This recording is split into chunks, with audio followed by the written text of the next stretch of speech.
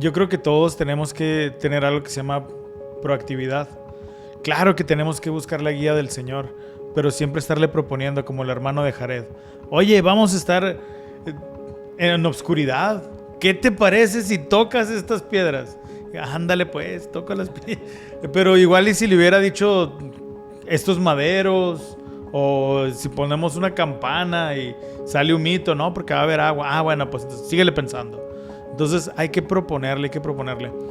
Hay un concepto muy, muy especial que me gusta mucho de Elder Bednar, donde dice que las cosas tienen su creación espiritual y después su creación física, y nos invita en un discurso a que nosotros creemos nuestro día espiritual. Y entonces cuando nosotros estamos haciendo este día espiritual en nuestra oración, estamos proponiéndole al Señor qué es lo que quiere, qué es lo que queremos que pase. Y eso es lo que estoy poniendo en práctica en mi vida, y he visto milagros.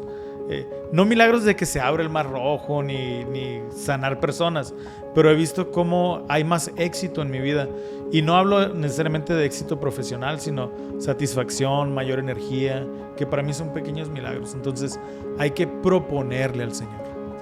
A mí me gustó mucho una declaración que hizo el presidente Joseph F. Smith, cuando él dijo que incluso ver a Dios y a Jesucristo en vivo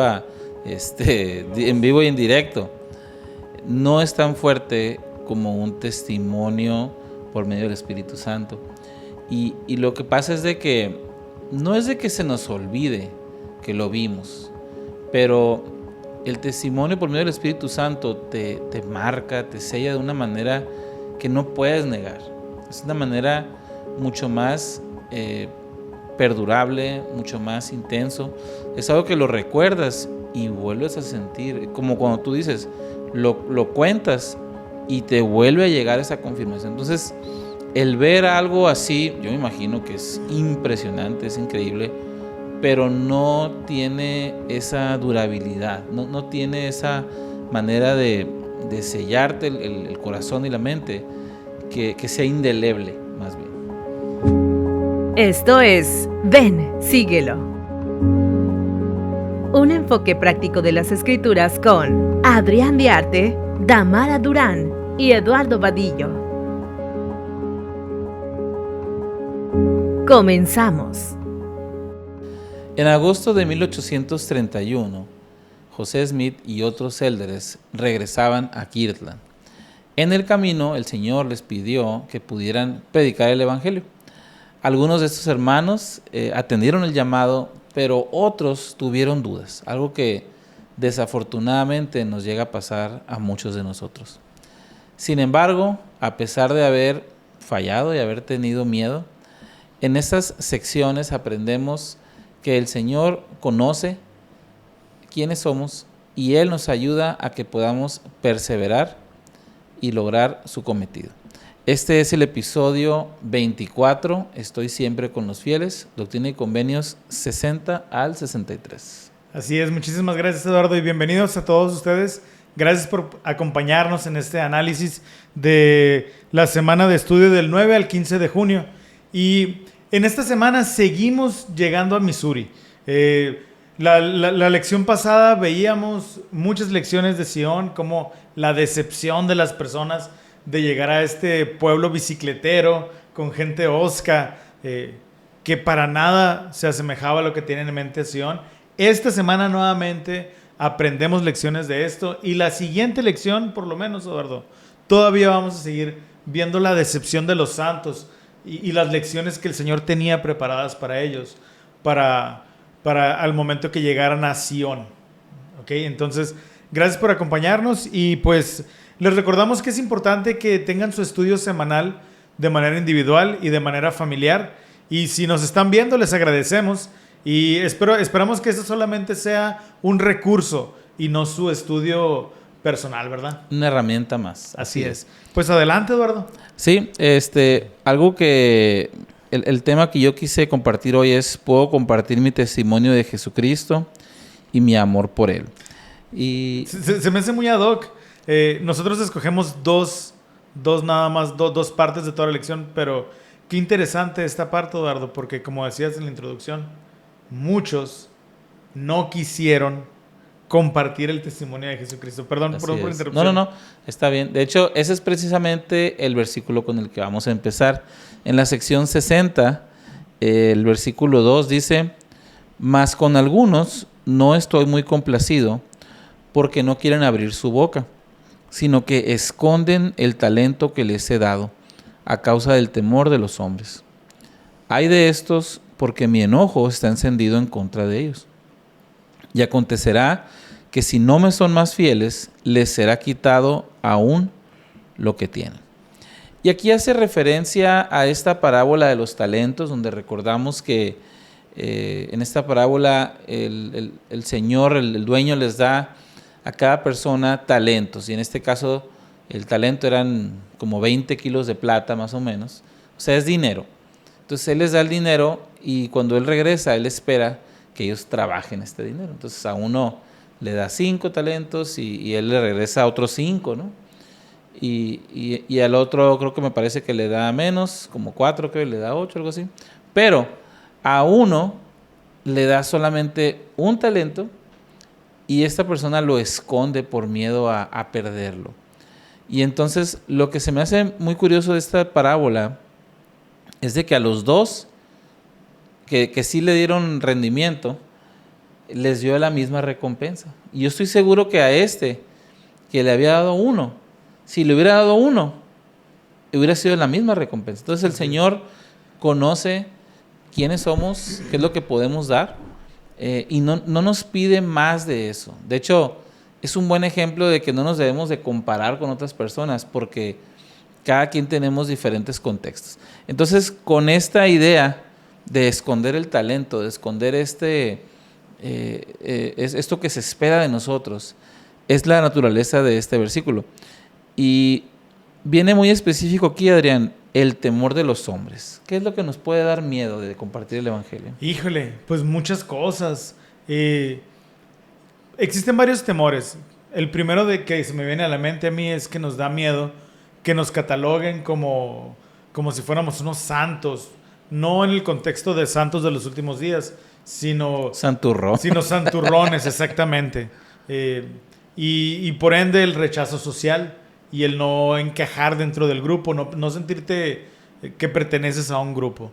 Y el otro miedo que puede ser que no estás viviendo conforme a la altura de los principios y de repente tratas de predicar y entonces, oye, pues si tantas groserías que dices, y ahora me invitas a una iglesia, o tú si estás tomando y quieres que vaya a la iglesia. Recordemos que el Señor no espera perfección, pero sí ese puede ser uno de los miedos, ¿no? De no encajar o que nos señalen. Son los que se me ocurren. Y yo creo que son de los más comunes, y qué curioso, porque tú pensarías que eso es algo propio de alguien joven, uh-huh. Pero la verdad es que no, todos estamos expuestos a esto. Y algo que me gusta hacer con este versículo en específico es voltearlo. Es decir, ¿cuál sería el antónimo? ¿Cuál sería la versión espejo? Y sería: con algunos estoy muy complacido, porque abren su boca y no esconden el talento que les da. Entonces, me gusta ver la escritura de esta manera para recordar la importancia de sí predicar, ¿no? Más adelante en la sección en la sección 63, me parece que es, uh-huh. Menciona algo muy importante de la obra misional, 62. Y aquí ya nos explica un poco más de las bendiciones que recibimos por abrir nuestra boca. Aun cuando nuestro ejercicio a lo mejor no sea medio torpe o no sea lo mejor articulado, para el Salvador eso Él lo vuelve algo muchísimo mejor. Cuando predicamos por el Espíritu, hace que nuestra naturaleza, lo que tenemos de talento, sea poquito o mucho, el Señor lo eleva. Y vamos a leer el versículo 3 de esta sección 62. ¿Lo puedes leer tú, Adrián? ¿Lo tienes ahí? 62, versículo 3. 62, 3, claro que sí. Dice 62, 3. Sin embargo, benditos sois porque el testimonio que habéis dado se ha escrito en el cielo para que lo vean los ángeles, y ellos se regocijan a causa de vosotros, y vuestros pecados os son perdonados. Esa última parte yo creo que es muy esperanzadora porque menciona una bendición muy específica. El predicar perdona pecados. ¿Cómo te imaginas tú que es esa transacción? Porque yo diría que tiene que ver una cosa con la otra, ¿no? Fíjate que cuando tú estás testificando, el Espíritu te habla al corazón y te ayuda a darte cuenta de los errores que estás cometiendo. Yo no me imagino un pizarrón en donde de un lado hacen tus pecados y de otro lado donde estés testificando, ¿verdad? Entonces, ya testificó, bórrale. Ándale. Pero el hecho de estar hablando de Cristo, testificando de Cristo, pasa algo muy, muy curioso. Cuando nosotros hablamos, le hablamos a alguien, pero al mismo tiempo nuestro cerebro nos está escuchando. Y esa es una manera muy poderosa de que nosotros actuemos. Por eso las oraciones en voz alta. Cuando le rogamos a Dios algo, nos programamos nosotros para que las cosas sucedan. Entonces, cuando nosotros testificamos de Cristo, nos programamos para vivir de tal manera que si tenemos errores, esos errores se van a ir quitando, se van a ir puliendo, porque estamos constantemente con la influencia del Espíritu Santo y estamos tratando de vivir mejor. No es una operación matemática, sí es una operación milagrosa, pero que transforma a través de nuestra boca, que va para alguien más, a nosotros mismos. Justamente eso yo también pensé, fíjate, el concepto de que cuando tú estás testificando y predicando, tú lo haces a través del Espíritu Santo. Uh-huh. Para hacerlo a través del Espíritu Santo tienes que ser digno. Y entonces tú empiezas a pulir, empiezas a mejorar. Hay una escritura que yo ligué aquí, que está en Doctrina y Convenios 84, y dice: porque yo os perdonaré vuestros pecados con este mandamiento, que os conservéis firmes en vuestras mentes, en dar testimonio a todo el mundo de las cosas que os son comunicadas. Entonces, sí hay una relación muy interesante. En Santiago leemos que el que predica se le cubren multitud de pecados, dice, ¿no? Pero siento yo que también este concepto de estarnos esforzando nos va a llevar a ser, nos va a llevar a cambiar y a ser perdonados. Entonces, me parece un intercambio muy, muy bueno, ¿no? Y por último, me gusta también hay una que está en el versículo 8, en el mismo. Es una escritura bien chiquita. Yo creo que a lo mejor ni tiene tanto importancia, por así decirlo. No viene en la clase. No es tan famosa. Pero a mí me gusta mucho porque dice, cuando les está hablando de cómo se van a ir ellos, ¿no? Si se van a ir en canoa, si se van a ir en tierra. Y al final dice: queden vosotros hacer estas cosas según vuestro juicio y las indicaciones del Espíritu. Es decir, el Elder Oaks hablaba de una hermana que decía: mi esposo es tan espiritual, dice, que cuando va a la tienda ora para saber qué color de pintura pintar la casa, y dice él: a mí se me hace inapropiado, dice, ¿no? Entonces, me gusta porque realmente nosotros tenemos la capacidad de decidir. El Señor no va a hacer por nosotros lo que podemos hacer por nosotros mismos, y nos deja que intentemos. ¿Qué pasaría, Adrián, si yo baso mi llamamiento y no doy ni un paso hasta que el Señor me diga para dónde voy? Pues vendría a ser esa referencia que nos llama siervos inútiles, ¿no? Siervo compelido. Yo creo que todos tenemos que tener algo que se llama proactividad. Claro que tenemos que buscar la guía del Señor, pero siempre estarle proponiendo, como el hermano de Jared: oye, vamos a estar en obscuridad. ¿Qué te parece si tocas estas piedras? Ándale pues, toca las piedras. Pero igual y si le hubiera dicho estos maderos, o si ponemos una campana y sale un mito, ¿no? Porque va a haber agua. Bueno, pues entonces síguele pensando. Entonces hay que proponerle. Hay un concepto muy, muy especial que me gusta mucho, de Elder Bednar, donde dice que las cosas tienen su creación espiritual y después su creación física, y nos invita en un discurso a que nosotros creemos nuestro día espiritual. Y entonces cuando nosotros estamos haciendo este día espiritual en nuestra oración, estamos proponiéndole al Señor qué es lo que quiere, qué es lo que queremos que pase. Y eso es lo que estoy poniendo en práctica en mi vida y he visto milagros. No milagros de que se abra el mar rojo ni sanar personas, pero he visto cómo hay más éxito en mi vida. Y no hablo necesariamente de éxito profesional, sino satisfacción, mayor energía, que para mí son pequeños milagros. Entonces hay que proponerle al Señor. Así es. Y la última cosa que quería tocar en este caso, Adrián, es de que cuando habla acerca aquí de esto de compartir el testimonio, de abrir la boca, erróneamente lo equiparamos solamente con un misionero. Y el contexto que se dio fue para misioneros, pero ¿qué tal una hermana ministrante? ¿Aplica este versículo?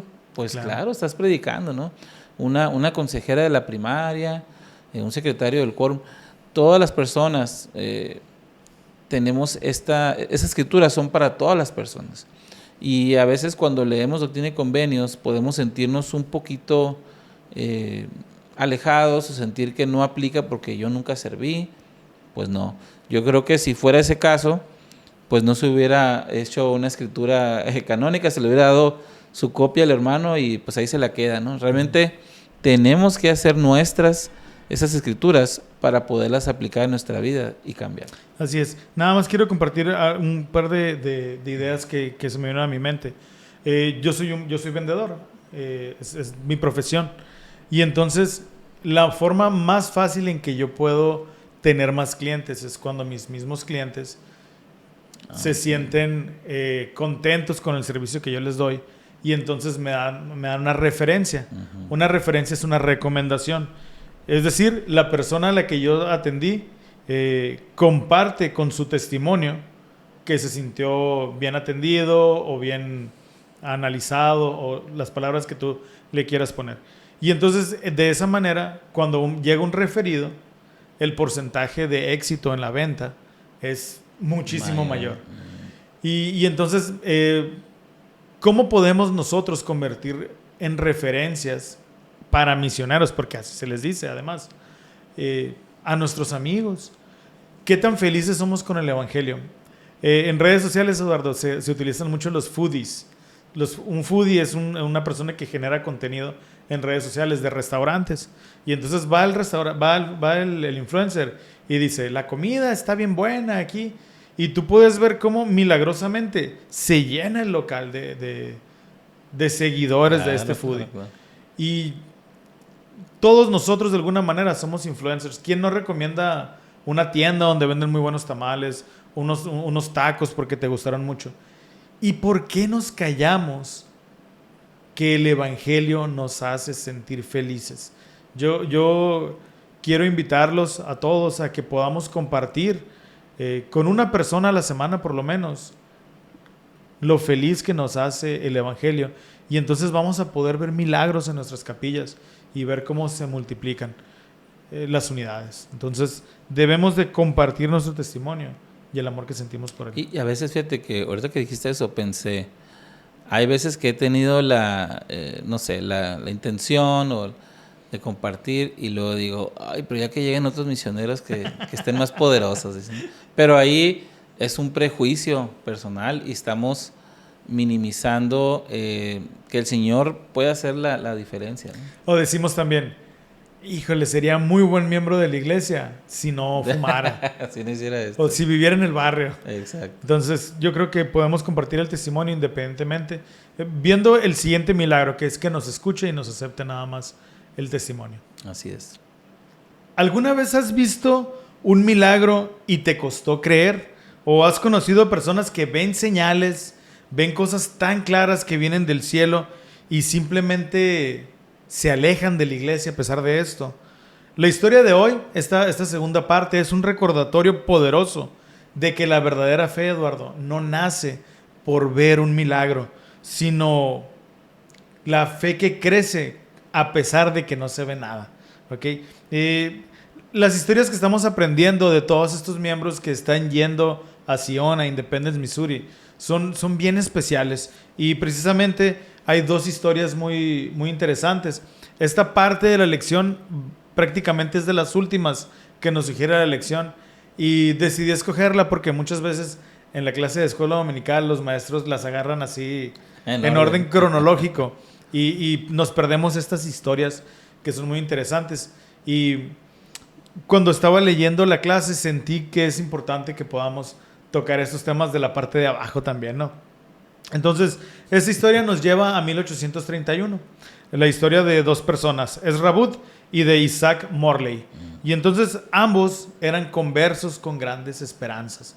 En este camino hacia Independence había miembros de muchos años, a lo mejor no de muchos años, pero muy allegados a José, otros recientes. Y entonces la historia de ellos pues es precisamente muy especial porque eran recién conversos, así, sacados de la olla, como quien dice apenas, ¿no?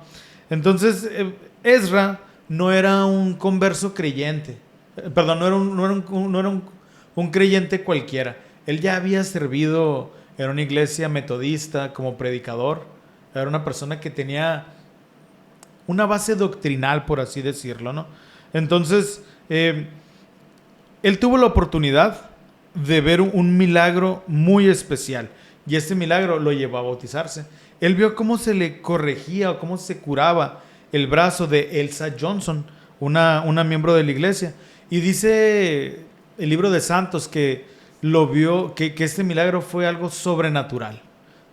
Digo, no sé cómo haya estado el brazo de la hermana o si estaba colgando y de repente ya se le compuso. Pero debió haber sido algo muy especial. Dice que este señal le dejó, lo marcó, esta imagen lo marcó y decidió bautizarse. De esta manera él recibió un testimonio de que la iglesia era verdadera. Pero lo que no sabía Ezra es que los milagros no son suficientes para poder mantener la fe. Los milagros pueden impresionarnos, pero no transformar el corazón que hay ni darnos la humildad. Es importante que nosotros podamos basar nuestro testimonio en impresiones al corazón del Espíritu, porque al final del día lo que vemos con nuestros ojos se nos puede llegar a olvidar, o inclusive podemos llegar a vociferar y decir que son artimañas, ¿no? Recordaremos la historia de Lamán y Lemuel, que ellos veían milagros, veían que Nefi se desataba y entonces vieron ángeles que se les aparecieron y entonces se arrepentían, lloraban, inclusive trataban de adorar a Nefi y después decían, no, debe haber sido una artimaña teatral o algo así, ¿no? Entonces, Eduardo, ¿por qué crees que ver milagros no es suficiente para adquirir un testimonio? A mí me gustó mucho una declaración que hizo el presidente Joseph F. Smith cuando él dijo que incluso ver a Dios y a Jesucristo en vivo y en directo no es tan fuerte como un testimonio por medio del Espíritu Santo. Y lo que pasa es de que no es de que se nos olvide que lo vimos, pero el testimonio por medio del Espíritu Santo te marca, te sella de una manera que no puedes negar.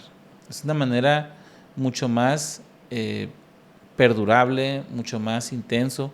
Es algo que lo recuerdas y vuelves a sentir, como cuando tú dices, lo cuentas y te vuelve a llegar esa confirmación. Entonces, el ver algo así, yo me imagino que es impresionante, es increíble, pero no tiene esa durabilidad, no tiene esa manera de sellarte el corazón y la mente, que sea indeleble, más bien. Curiosamente, la función de el Padre y del Hijo no es darnos un testimonio, pero sí es la función del Espíritu Santo. Exacto. Ayudarnos a adquirir un testimonio. Y sí, ¿quién no quisiera ver al Padre y al Hijo? Pero no lo vamos a ver hasta que tengamos un testimonio impreso por el Espíritu Santo. Es lo que yo considero. Uh-huh. Y entonces nuestro testimonio no se va a basar en lo que hemos visto. Correcto. Se va a basar en lo que ya hemos sentido. Y bueno, el viaje a Missouri era largo, era incómodo, y yo me imagino que más de lo normal, porque pues si vemos las películas del viejo oeste, vemos los carromatos y vemos las llanuras grandes y feas y los calores que pasan, pero este viaje en especial era todo eso y un poquito más. Y entonces probablemente el pensamiento de nuestros hermanos era, bueno, pues sí está feo el camino, pero ya voy a llegar a la Nueva Jerusalén y ahí ya todo va a estar bien, con la esperanza de algo mejor. Pero no, la cosa no era así. Cuando llegaban, como ya hemos visto en otras lecciones, se encontraban praderas vacías, pocas personas, pocas vacas, pocos animales, mucho calor, mucho polvo. Y el polvo y el calor siempre hacen que generemos preguntas, ¿no? Si realmente estaremos siguiendo, corajes. Si realmente estamos obedeciendo la palabra de Dios. Entonces, Ezra se sintió engañado. Él sintió que había sido timado por José Smith y que probablemente las revelaciones que él estaba recibiendo de ir a Sion no correspondían a lo que Dios quería. Entonces, ¿dónde estaba la promesa? En aquel pueblo inhóspito. ¿Dónde estaba la gloria? ¿Dónde estaba aquella ciudad santa que no nomás él, todos los que iban en el camino estaban anhelando? José Smith, por su parte, recibió revelaciones muy claras. Sion sería edificada, pero después de mucha tribulación. Veíamos en la lección pasada que a los santos se les encargó no solamente ir a Sion, sino construir Sion. Y entonces a lo mejor cuando empezaron a ver todas las revelaciones y la emoción de irse, era lo que no visualizaban, ¿verdad? Entonces, él quería bendiciones, hablando de Ezra, él quería bendiciones sin precio, quería recompensas sin fidelidad sostenida. En ese mismo espíritu, el Señor declaró en Doctrina y Convenios 63, del 7 al 12, y parafraseando, dice que las señales no producen fe verdadera y que los que buscan señales sin fe, es posible que nunca lleguen a conocerme. Todos queremos ver milagros, Eduardo. ¿Tú alguna vez has sido testigo de algún milagro? Sí, me han tocado ver milagros desde una persona que tú veías casi imposible que pudiera redimirse, otro tipo de milagros especiales a través del sacerdocio, pero en mi casa guardamos en el corazón un milagro muy, yo le digo muy doméstico, porque cuando estábamos recién casados, iban a ir a comer 2 misioneras a nuestra casa, y entonces mi esposa pues compró bien poquita comida, ¿no? Pero llegaron otros 4. Ah, caray. Y uno de ellos era un elder así de Tonga y se comía los mangos con todo y cáscara. Está muy buena. Y entonces me ve mi esposa y me dijo, tú no te vas a repetir, ¿eh? Es más, no sé si cuánto vas a comer tú, me dijo, porque no va a alcanzar. Y entonces mi esposa sirvió, nos repetimos. Y fue tan increíble porque era un pedacito de carne. Yo lo vi, era un pedacito de carne molida. ¿Cómo pudo alimentar a 6 personas? Que de muy buen diente, por cierto, todos, hasta las hermanas. Es imposible, pues tú tienes ciertos gramos, te van a dar ciertas porciones. Pero el ver eso fue algo increíble. El famoso Dios proveerá fue literal. Okay. Y Eduardo, ¿eso hizo que tú tuvieras fe en Dios o la fe ya la tenías? Pues yo creo que el momento de decir vamos a darles de comida y a lo mejor yo no como, pero que ellos sean la prioridad, creo que esa es la prueba de fe, ¿no? A lo mejor nosotros no pedimos multiplica la comida, pero el Señor, al ver que dimos ese salto de fe, uh-huh, Él se encargó del resto. Entonces claro, sí tiene que haber fe, definitivamente. Así es, y cuando tienes fe y suceden los milagros, llegas a conocer al Salvador. Y sucede algo muy, muy impresionante. Aquello que ves es ratificado por el Espíritu. Exacto, esa es la palabra. Y entonces obtienes un testimonio. Pero debe de haber una fe anterior. ¿Ok? Dios no es un espectáculo, Dios no tiene montado un show para impresionarte y que digas, por eso voy a tener fe, por eso que he visto. Si no fuera muy fácil, el Señor tiene al sacerdocio aquí en la tierra y Él pudiera hacer en una transmisión mundial a lo mejor que el profeta nuevamente dividiera algún mar o pudiera maldecir alguna nación y después ir y quitar esa maldición como milagro. Pero nuevamente, como te digo, esto no es un espectáculo. Él no va a dar milagros a los que lo exigen sin hacerlo nada más porque sí. Creo que es un Dios de milagros y creo que Él hace milagros para que nosotros seamos bendecidos por ellos. Pero en ninguna manera para justificar o para llenar nuestra intriga o nuestra merma espiritual que sentimos que nos hace falta ver algún milagro. Fíjate que ahí entra la frase, la fe precede al milagro. Pero también, con todo eso que tú describes, queda muy bien lo que han dicho algunos profetas, pero también José Smith, que el adúltero pide señal. Y entonces, si tú te fijas, el adúltero es alguien que quiere todo sin dar nada. Quiere la experiencia de un matrimonio sin el compromiso. Y entonces es el mismo principio. Tú quieres tener, pues a ver, muéstrame a ver si es cierto, y entonces voy a creer. Pero no funciona así, jamás funciona así. Así es, en Mateo 16 precisamente, los fariseos llegan con Jesucristo pidiéndole una señal del cielo. Y él le respondió, la generación mala y adúltera demanda señal. Y no les dio ninguno más que su propia resurrección, la que vendría después, que para ellos nunca existió o trataron siempre de encubrirla, exactamente. Entonces Ezra vio señales, pero nunca cultivó una fe profunda. Cuando vinieron las aflicciones, no buscó al Señor, simplemente justificó sus sentimientos de inconformidad. Y entonces tuvo dudas y sintió la carga, pero eligió al revés. Entonces, junto con él venía otra persona que mencionaba ahorita, que se llama Isaac Morley. Él también tuvo dudas, también sintió la carga, también se le hizo feo la ciudad, también le dio calor, pero él eligió la humildad. Él aceptó las correcciones, él vendió su propiedad en la ciudad donde estaba y volvió a Missouri con su familia. Está difícil. Listo para construir Sion, sin exigir condiciones ni garantías. ¿Okay? Entonces, él vio, no le gustó, pero obedeció y regresó. Y fíjate que el caso de Ezra es muy curioso porque se me hace muy conocido. Empieza a criticar al profeta.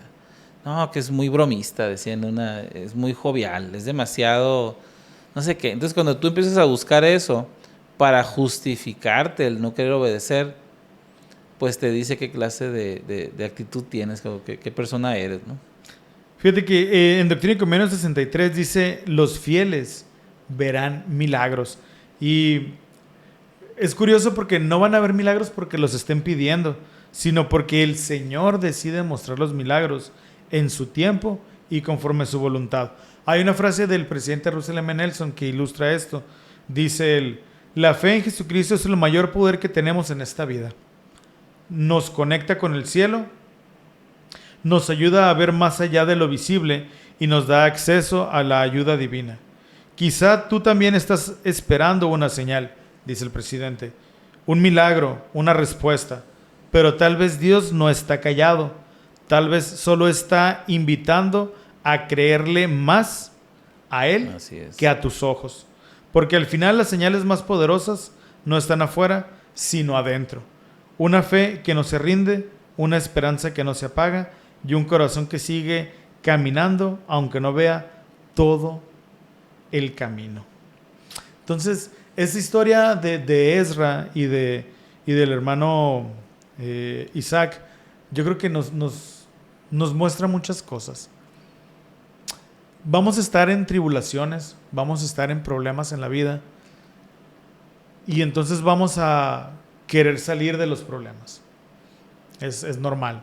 Empezamos a trabajar y podemos de alguna manera pedirle un milagro a Dios en nuestra vida. Pero lo estamos pidiendo no para después tener fe. Primero tenemos que tener la fe y posteriormente van a suceder esos milagros. A lo mejor no se nos aparece nadie, a lo mejor no escuchamos una voz como esos milagros tan maravillosos de visiones, pero el Señor de alguna manera obrará y el milagro va a llegar a través de un hermano ministrante, de una idea que tengamos, de una invitación a comer.